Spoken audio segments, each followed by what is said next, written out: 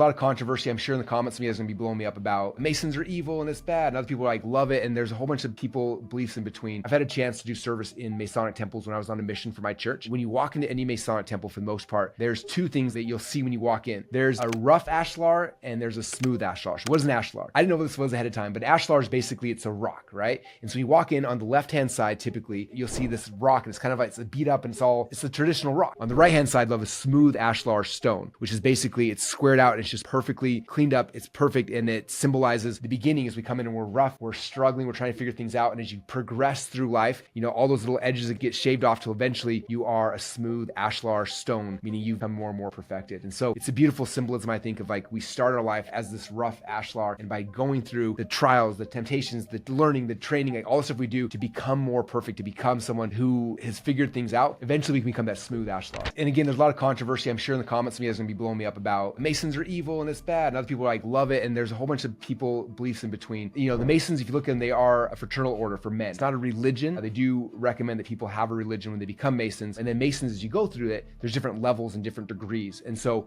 the top level, when you go through all the Masonic teachings and rituals and everything, by the time you get to the top, you become a 33-degree Mason. So that's kind of the top. Now, I'm not a Mason at this point in my life. Not saying I wouldn't be. In fact, I'm curious what you guys think. Should I go into it? I do respect them for so many different reasons. But what I do understand is that the people I know who are Masons, like, look at it as like more of a personal development program.